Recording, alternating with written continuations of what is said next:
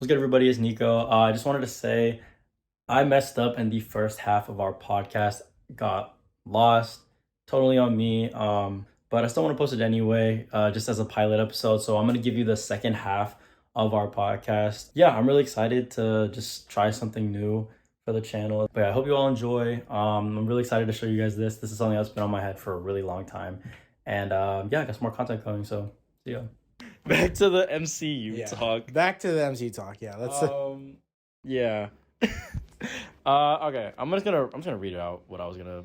Yeah, go ahead. So, I wanted to talk about the current state of the MCU following Guardians, because Phase 4 was very mixed.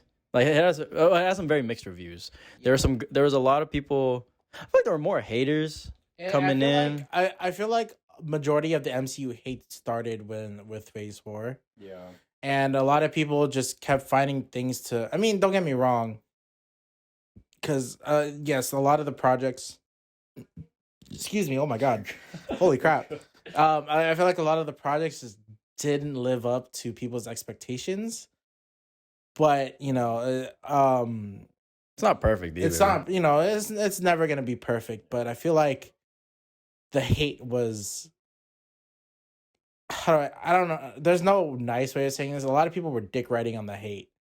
Yeah. People were just like, "Oh, now everyone hates the MCU. Now I just hate the MCU too." It happens a lot with the internet, especially like Twitter. Yeah, Twitter, TikTok. Like I don't know. I just remember randomly, I just saw a bunch of people like talking about more. And look, I am a fan, but I will acknowledge Phase 4 was not the greatest. No, Phase 4, like as a fan, we can admit that no, Phase 4 wasn't the greatest. But we don't go out of our way to be like, oh, I fucking hate this. Yeah, there was so much. It was just I felt like it was out of nowhere too. Yeah, I feel like it started with. Like Doctor Strange. Nah, it might have been even earlier than that, low key. Because I mean, if you think about Black Widow, was that even 4? I thought that was like end of 3. No, Black Widow is Phase 4. It is? Okay, I'm forgetting the phases. Well, I feel like a lot of it started like with like WandaVision, honestly. Really? That's what I feel because that was like during quarantine. A lot of people were just loving that show. No, a lot of people did love it, but I don't know. Just the hate was it was really dumb. Yeah. Okay. You know what though? Because you gotta remember, WandaVision was the show that a lot of people were theorizing. Yeah, I was about to say that makes more sense because. It ruined. People ruined their own expectations, and then I did. I did too. But like, even though I never expected them, I did have high expectations when it came to certain things. Yeah. But I still really enjoyed the show because it focused a lot on Wanda's grief. Oh yeah, and her trying to overcome that in general. Yeah, it was honestly a great show. It's a really great show. People ruined it with their own expectations. Yeah, that's exactly. Bro, and remember how many people thought Reed Richards was going to be in that one? That was crazy. But you know what's really funny, though? It did kind of come full circle with Multiverse of Madness. And then it was that, and then Mephisto. Yeah, everyone was talking about Mephisto. Everybody. I'm going to be honest, even me. I honestly, because people were talking about it, I was like, ooh, Mephisto would be kind of cool to introduce. I think the only one that people were correct about, and I don't think it was even like a theory at that point, it was just Agatha Harkness. Oh, Agatha. Yeah, no, that was... that was everybody's speculation. And Catherine Hahn was amazing, by the way. But I love that. I missed that show. I think it was that expectation sparked hate for all of the MCU projects to come after because people were expecting bigger and bigger. Because I mean, how the hell do you live up to Endgame? Oh, because Endgame was everybody's like, holy shit, everybody's here. Yeah. If anything, Endgame started that like high expectation. No Way Home took it like over the top. No Way Home. That was like kind of like the big one where it's like, we gotta go bigger than this. And it's like, No Way Home is in a different league. And I don't care what any of you say if you hate that movie. No Way Home is a beautiful movie. Oh, no. It's a great movie. It's just like, it definitely... If it wasn't for Into the Spider-Verse, No Way Home would be my number one Spider-Man movie. It definitely heightened Like Yes. Endgame was the catalyst. It started that. I was like, oh damn, like everyone's here. Blah, blah, blah. Even Infinity War kind of did that because it brought everybody see, back. Infinity War. Like those Yes, two, that started it. it was like Endgame the holy... continued it. Yeah. Yeah. Endgame continued it, and then the kicker was No Way Home because they brought back Toby and Andrew Maguire and all the villains, especially from the with past movies.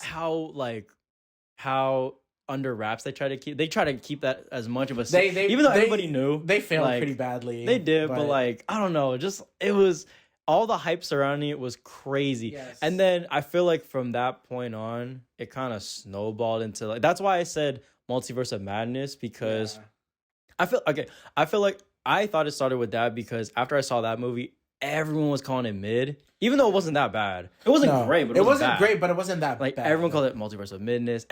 I saw that everywhere. Multiverse of Midness, Multiverse, and then it didn't help that it continued the trend of bringing back old characters like Professor X, putting which it was crazy. I can't lie. John Krasinski as Reed Richards was crazy, and then the Black Bolt, I forgot the actor's name, but getting Black Bolt in there, it was, and then also Captain Carter from the What If series, and then for some reason Maria Rambeau as Captain Marvel. Right. Which was a little weird. It wasn't like that weird, but I was just like, I didn't expect that to happen. But like I said though, like it kind of continued that trend of like bringing back old actors. So in a way, that's why I thought it started from there, because then from there, like so many people kept having these high expectations for the rest of the films. I guess it could have started with WandaVision. But like you see what I'm saying though, like kind of like those high expectations, and especially because there's a lot of creators who were like really expecting it. Yes, not to call anybody out, but if you guys are on TikTok and you guys follow a lot of these superhero TikTokers and influencers, you know, a lot of them kind of talk about more so the hype rather than the actual story. And it was annoying too when like the movie was automatically bad because there wasn't someone in it. Yeah. And it was like, dude, like, what about the story? Okay, what did you... Yeah, it's like, exactly. It's like, people kind of, they're more... What's the word? Not materialistic, but like, they're more like, about the substance rather than... Oh, like, we're talking about what was like, like, they care more about spectacle. Spectacle, yeah, there you go. Like the instant gratification. Yes. Just like, there you go. Seeing your favorite... Like, seeing Toby was so cool. It was so cool. It was very cool. But like, in a way, you gotta admit, it was kind of like that, like spectacle thing. I was like, wow, like my favorite heroes up here, and then it kind of fed into the rest of the MCU, where it's kind of like, oh well, who else is gonna come out? Like, oh, where's Wolverine at? Because now Hugh Jackman's coming back. Kind of. So kind of the thing, the thing is when it came to there's a big difference too, is because Toby in No Way Home, he is there for the spectacle, but the writers made it in a way that he is actually important to the story. That makes sense. He's actually a very critical character to Tom Holland's Spider-Man, because he's the most experienced. He's been through what he's been through, and he can kind of offer something of a mentor that only another Spider-Man can give to. And when it came to Multiverse of Madness, the cameos were literally just cameos. Yeah. You know, and I think a lot of people were disappointed in that. Yeah. And just like the overall fact that like I don't know, like for me, for a movie called Multiverse of Madness, I felt like it was a bit underwhelming because they only went to like 4 different universes. Mm-hmm. So yeah, it was... I don't want to call it mid though, because I did enjoy most of it. It was an entertaining movie. I really liked Doctor Strange's arc in that story. Yeah, you know, but you know, fans just find constant things to like. Okay, like, you know, somebody will say something and then someone else will take it and then make it a big issue for some reason. I don't know. I can't really think of an example right now, but I think the eye. You know, okay, yeah, that honestly. That one was a little bit like out of nowhere. It was. Yeah. But like that is a big thing that people pinpoint. Like, again, it wasn't horrible. The movie wasn't horrible. That moment was weird. But like people like they only bring up that little moment. Yeah. I feel like, if anything, it was just like it was one of those like Sam Raimi moments where it just ends hella abruptly and like on a cliffhanger. Like a lot of Sam Raimi movies do. But it was just weird that it ended with that, and then the mid credit scene was like oh, he's better, you know. Yeah. Like, okay, I was a little confused there, but you know what? It's cool. They introduced Clea, who's one of my favorite characters in the comics. She's the current Sorcerer Supreme, by the way. Shout out. But yeah, but okay, like let's bring it back together. And when it comes to like the current state of the MCU, I'm looking at the phases right now because I'm forgetting the movies. You are, yeah. Phase 4 and 5. There we go. There we go. But you know, honestly, as you know, Phase 4 did have its ups and downs, but for me, I still try to find the positives. I still try to enjoy them as much as I can, and I look forward to a lot of these stories still because Phase 4, a lot of it dealt with the themes of grief and loss. Yeah, and I really appreciate Phase 4 was that. depressing. Phase 4 was very depressing, you know, and you end it with Wakanda Forever. Like, holy, like that's one of the hardest movies to to even get out there, you know, like the fact that Ryan Coogler, I know he rewrote the script multiple times. Yeah. Just to finally get, yeah, I mean, shout out to Ryan Coogler, man. That man is Oakland, Bay Area represent. I know, that made me so happy. But you know that he did such an amazing. I honestly think he did such an amazing job. After the passing of Chadwick Boseman, and you know that's another it's a hard movie. It's like a heartfelt. It's so emotional. Yeah. And I feel like a lot of people like this is the one thing I kind of hate right now is that everybody loves Guardians, but they acted like Wakanda Forever didn't happen, and Wakanda Forever won a few Oscars. Like, yeah, like how do you forget about that? You know. And again, that's no disrespect to Guardians, because Guardians Volume 3 was amazing. Yeah, but it's just. You're right, though. I feel like people did kind of forget all of a sudden. Like, I mean, it's kind of like that recency bias. Like, Guardians just came out, so everyone's going to be talking about it. Yeah, everyone's going to be talking about it. But I do agree, though. I think people, I don't know, it's weird to me that people aren't talking about Wakanda Forever as much as, like, I don't know, as much as, like, they should. They should have been, yeah. Because that was such a good movie. It was such a good movie. The subtext. Like, there's so much, there was such a deep message behind the whole thing, like on top of it being an homage to Chadwick Boseman, like just the coming together specifically like between African American and like Latino communities coming together and like against a common enemy, which is I think I don't know, US government. That's what I'm saying. Like, I think it's such a great I think it's such a powerful. It's a very powerful movie. Yes, even for me as someone who's not black or like Latino, like I feel like I was like. I felt empowered. It was crazy. Yeah, no, it does. Like that movie really will do that to you. Yeah, you know? I feel like it speaks to a lot of people of color. To be honest, like I absolutely loved it for that, and I feel like Ryan Coogler does a good job at that, though. Yeah, like you know, I've seen his other films like Fruitvale Station. That one was tough. I can't lie, really that was tough to watch. That happened pretty. Like I mean, okay, real, dude. It's real life. Yeah, it's real life, and like, dude, like I literally pass by Fruitvale Station like all the time when I go. When I take Bart, and I'm just like, damn, I can't believe that happened here. You know? Like, it was such a tough watch, and I don't know. I really appreciate Ryan Coogler's directing style because he really does pander to like a lot of POC, especially in the Black community. Like I think it's really great what he does, and I think he goes into these deep messages without being preachy about it. Yeah, like, and not only that, they're just powerful. He never plays into any of the stereotypes. If anything, he embraces real culture, and like the fact that he went so out of his way to find like because you know Mayan culture is very rare these days. That was such a cool aspect of the movie. They went deep. They went really deep with that, and like there's no way. Like, I didn't know Mayan rappers existed. I was about to say, they only got, like what? There was only, like, a few out there. Yeah. He found them. He literally found them. Also, shout out Ludwig Göransson. I think that's how you pronounce his name. Yeah.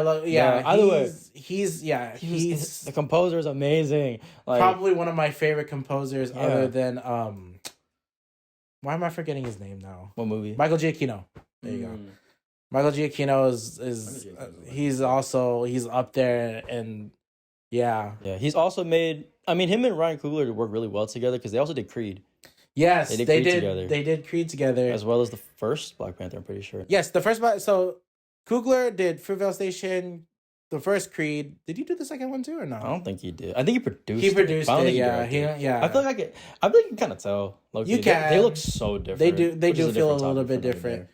But yeah, and then the first Black Panther, and then Wakanda Forever. Yeah. He also made. He produced Curry's documentary. You know what? That doesn't surprise me. That was at Sundance. It was so. I didn't watch it yet, but it looks. I haven't seen it yet either, but I could 100% see Coogler being involved in 100%. And then I will say, highly recommend looking up. I believe, I forget what it's called, but look up Ryan Coogler's USC thesis film. It was kind of like what got him out there and like really got him noticed. I forget what it was called, but so good. I think it's called Locks, if I'm not mistaken. But if you can still find it out there on YouTube, I highly recommend it because such a simple story. And it's kind of like also what we talked about, how he really embraces like the Black community and doesn't push or doesn't fall into like the stereotypes and stuff. He just really just embraces the culture, and I really appreciate that from his work. But anyway, phase 4. I have a list of it right now. Okay, I'm gonna go down the line, and we'll we don't gotta rank we don't gotta go into it too deep, but we'll talk a little bit about. We'll talk a little bit about each one. Okay. We'll go pros and cons of because it's it's the current state, and I want to see I don't know. Okay, yeah, let's do that. I like that. And we'll see where it goes from there. Yeah. I might be out of order, but Black Widow. Black Widow. Okay, pros. Did give us somewhat closure for Scarlett Johansson's portrayal of Natasha Romanoff. It introduced another great character, Florence Pugh. I love Yelena so much. I'm so glad she's part of the MCU love now. Yelena, and I'm especially Florence Pugh. So excited, and yeah, Florence Pugh is an amazing actress. Mm-hmm. And then David Harbour too. He was really good as Red Guardian. Yeah, he was really good. He was funny. He was great. Really, really liked his portrayal, and I really need to know who he fought back in the 80s. Yeah. Obviously, that was not Captain America. Captain America was Frozen. Yeah.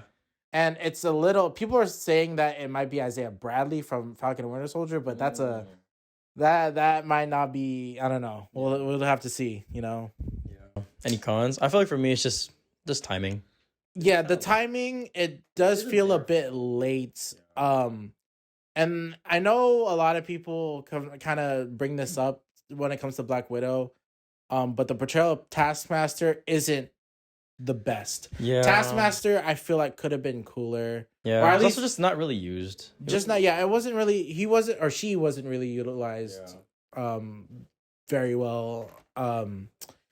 Yeah, I don't know. It was a little bit disappointing. Hopefully, they change that for Thunderbolts, though. Yes. We'll see. But yeah, I would say those are my only cons when it comes to Black Widow. And then maybe just some of the VFX were definitely noticeable. Yeah. But again, I can't really blame them too much because they were on a really short timetable. Falcon Winter Soldier. Falcon and Winter Soldier. Let's do 3 and 3 because we're running out of time. Okay. If it could go up 3 max. If you don't have more than 3, or if you don't have more than 2, that's fine. Okay. So for Falcon and Winter Soldier, my pros was just seeing Sam kind of develop, because I'll be honest, when Cap first gave his shield to Sam, I was like, oh, they're going straight to Sam? Really? But after watching the show, seeing how, because you don't really spend a lot of time with him too much in the movies, so the show really fleshed out his character, and I can see why now that he is the perfect Captain America. He's very much a modern soldier. He understands people on an empathetic level. Yeah. And he's just overall he's just a good guy. You know. I also love the message too. Yes, and that is probably one of my favorite scenes in Falcon and Winter. It was a speech. Yeah. And just seeing him take up the shield and just the themes, the small themes of systematic racism and the pressure of becoming Captain America as a Black man is such a good way to incorporate it. And the contrast too between John Walker, he was supposed to be the next Captain America, and he was pressured by his own government, and he ended up giving it up. And it was such a great show. My only con was the villains. I couldn't stand Carly after like episode 3. I'm gonna be honest, I completely forgot the villain. Yeah, the Flag Smashers. Yeah, Yeah, the I Flag completely forgot Smashers. about that. Unfortunately, I couldn't really connect with them. I saw the motives. I felt like they could have executed it a lot better. But yeah, and then Bucky, just real quick, Bucky too. Bucky was an amazing. I feel like his relationship with Sam was so good. Oh yeah, their dynamic is great. Yeah, their dynamic is just amazing, and the fact that he kind of really got closure in this series, he's pretty much the only person left from his time. Yeah. And now that Steve's gone, he has nowhere else to be. But now he's kind of found his place in the new world, and I like his arc a lot. Yeah, his arc was really good in the series too. Next is Eternals. Eternals is alright. Eternals, I feel It like looked pretty. Yes, Eternals visually was really good. And I honestly see the direction they could go with Eternals. I just feel like the execution wasn't exactly there. There were just too many characters there- to care about. Yeah. So you kind of just didn't really care about a lot of them, to be honest. And, the twist with Icarus was I don't know, something about Richard Madden in general kind of gave me like evil like vibes for some reason. I would say he's more like Injustice Superman. Yeah. But like overall, the movie could have been better, but I do see the potential with these characters, and I'm actually really excited to see where these characters end up and what they could offer more for the future of the MCU, you know? And like it's crazy because we've gone through so many projects now, no one's mentioned the giant the giant celestial that's just sticking out of Earth. I thought they did in like one movie for like a second. No, dude, the only mention they've had it was in an episode of She-Hulk, and it was a sideline article. So yeah, but you know, Eternals, honestly, it had the potential to be good. Yeah, again, I think it just overflowed with too many characters. Yeah. But again, I am excited to see where the characters do end up. Yeah. But yeah, I'm excited for this one, Shang-Chi. Oh man, you guys already know. If you guys know us, yeah, Shang-Chi. I'm probably biased. I'm gonna be honest. We probably we probably are really biased when it comes to Shang-Chi, but the dude, Shang-Chi is probably one of the strongest. Yeah, 100%. It's one of the strongest origin stories since like the first Iron Man. Yeah. Like also, they changed the way Marvel did action. 100%. Yes. Like I feel like the action got so much better. The action in that movie was so good. And shout out Marshall Club. Shout out to Marshall Club. Shout out to Brad Allen, R.I.P.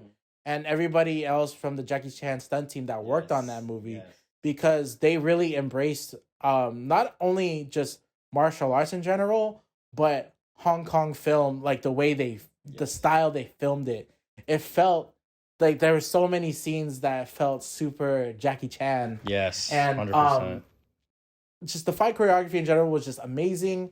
Story-wise was amazing. I think Simu Liu portrayed a very youthful, and like, because Shang-Chi in the comics is very different. In the comics, he's a little more wise. He's a little more, I like that zen. He's fun. Yeah, and here he's a little more fun. You can you connect with him a little bit more. They go to freaking bars and karaoke, which is literally what we do like every other Saturday. Yeah, I think my only con is just like the second half. I think my only con, yes, I think somewhere in the second act it did slow down, but during that second act you get a lot of not the Mandarin, but what was Tony? What is his actual name in the movie? Oh, it's Wenwu. Yes, you really feel. Yeah, I like that. I preferred that fight over like the big dragon. I was kind of I was more invested in their fight. Yes, I didn't really care too much. The big dragon at the end was a little like over the top. Yeah, I was just kind of. But just I think what it did was it was really good. Tony Leung is an amazing actor, and the fact that this was his his Hollywood debut, is insane. Like, he's done so many films, Hong Kong for years, And like I actually didn't know that this was his Hollywood debut. I didn't know that either until you said that. So yeah, That's kind of crazy. I had no idea because I feel like he was a pretty big actor. no, he's a huge actor, and Also, shout out Destin Daniel Cretton. I don't know. Yeah, Destin, SDSU alum. Yeah. Yeah, shout out He's to good, TFM. yeah, but yeah, Shang-Chi, amazing movie. Like that's like definitely like top like 5 MCU movies of all time for me. We're gonna speed through these last ones. I'm gonna skip the shows. Let's do. Yeah, we already do, talked about Multiverse of Madness. Let's do Love and Thunder. Love and Thunder. I think my pros. One, I really liked. I feel like the chemistry between Thor and Jane, it continued from like the previous movies, and I feel like it added a lot more at the same time. Because that was one of my strongest points when it came to Love and Thunder. Two, as much as it gets kind of criticized, I did like Christian Bale's performance as Gore the God Butcher. I think he did an amazing job. He did for what he was given. Like you can only do so much, but yes, he did a really good job. And then I don't really know if I have a third one because my cons are just all over the place. Because that movie, I think, I don't know if it was Taika's decision or I don't know if it was Marvel's decision, but the movie could not take itself seriously. Yeah, that was especially my with how serious the subjects were. Yes, that was my biggest problem with the movie. It was honestly a little frustrating. Yes, some of the scenes were funny, but I felt like there were so many times where it needed to be serious, it ended up being like a joke. And it was kind of frustrating to watch. Like honestly, I haven't been able to rewatch Love and Thunder since it came out because when it was so funny, my first initial reaction to the movie, I was a lot more positive, but then as time went on, I can't rewatch it because I'm like, I don't know if I want to rewatch this movie again. So yeah, that's unfortunately that's one I can't really give too many pros about. Yeah. But yeah. We already talked about Spider-Man. Yeah. Of that.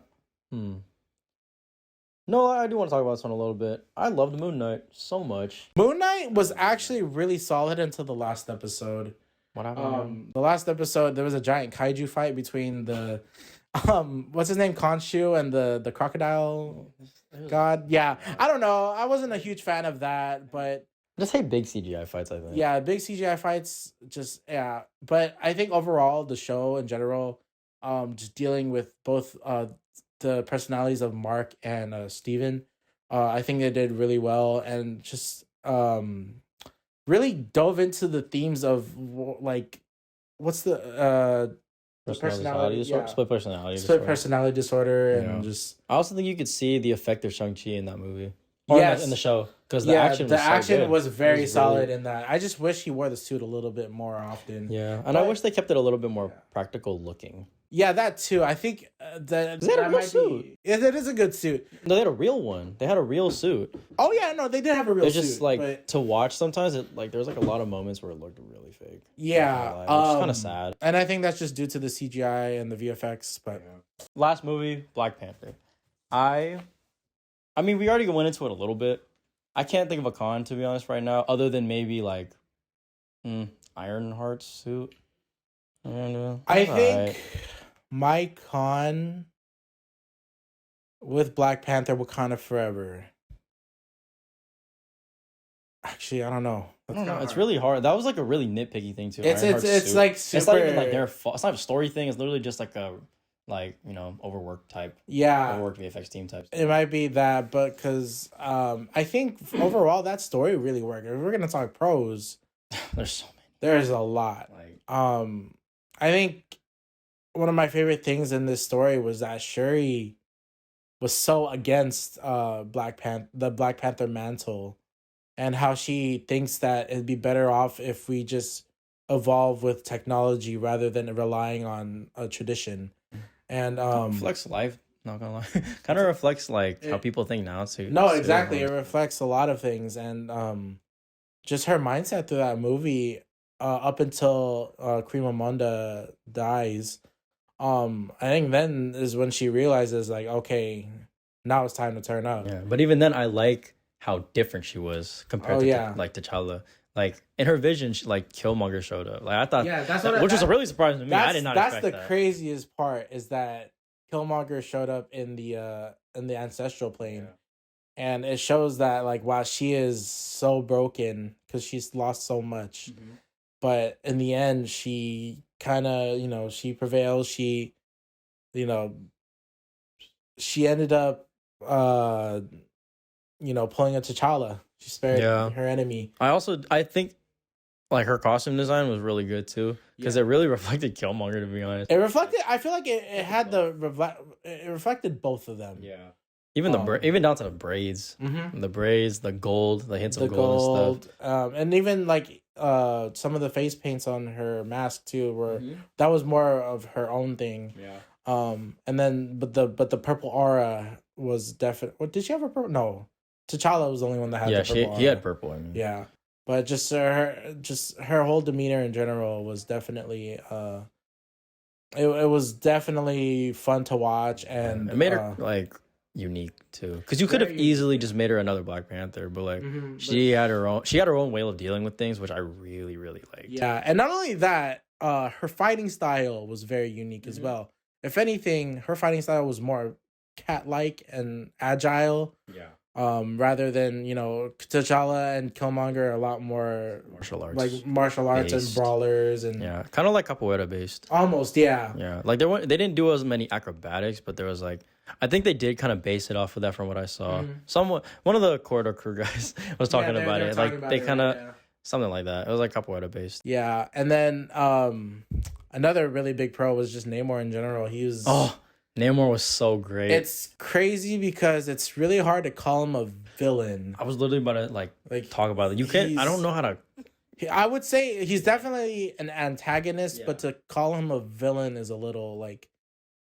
Was he though? He was another leader. He was just protecting his people. He's protecting his people. If anything, if he had met T'Challa back before Killmonger happened, I feel like they would both be on the same page. Yeah. Like at the end of the day, they were both just two leaders with different ideas and like but very, very similar backgrounds as well, or at least culture wise and just the way. That's why when we talked about how even though they're very different, they also have very similar, and that the movie even did that themselves. They like when Shuri was about to kill Namor, they showed all the similarities between Wakanda and Talokan. Yeah, I love that. And just that in general, that's just so good. Yeah, I love Black Panther so much. Yeah. But just to wrap it up, I think we'll end it on like, what do you think the future of the MCU will hold? I think following Guardians, that they're on a pretty good track. I mean, that was a directorial thing. Yeah, I think from now, I think we will be in at least a much better state now. Again, Marvel did fire a lot of people, like a lot of big like executive producers and stuff, that were responsible for pushing out too many projects, and now they're trying to slow it down. They've changed some things. I know Armor Wars, which was originally supposed to be a Disney Plus show, is now going to be a movie, which I think is honestly just better in general. What's next? Actually, the next MCU project in general is Secret Invasion, but the next movie is The Marvels. Right. Okay. Yeah, I saw both. And honestly, I'm excited. Like we're getting so many things right now. My two projects I'm really looking forward to in the MCU, is Daredevil Born Again and the Fantastic Four movie. Fantastic Four is gonna be crazy. Yeah, Fantastic Four. I'm hoping they make it great again. Marvel, I think Marvel really, because Marvel did Spider-Man so good in the MCU, like because people know what the problem what the problem was when he was still at Sony. Now that they have the Fantastic Four, I feel like the Marvel is gonna get it right this time. And in general, just I really hope whoever they cast for the Fantastic Four, and there's been a lot of rumors lately too. I think the biggest one was Adam Driver as Mr. Fantastic, which I'm all for. I didn't even hear about that. Actually. Yeah, Yeah, Adam Driver. Honestly, I'm all for that because I do really like Adam Driver. Aside from Kylo Ren, I think his role, like Black Klansman, he was really good. He's a great actor. He's a great actor. What was it? Marriage Story. Marriage Story. Yep. That was he. He was pretty good in that too. You know, like I think I can definitely see him as Reed Richards. Yeah. I don't know if I know one of the other rumors for like Invisible Woman. There was like apparently they're like down to like 4 actresses and I think Mila Kunis was one of them, but she denied it. Who else? Vanessa Kirby was one of them, which is probably one of my top picks.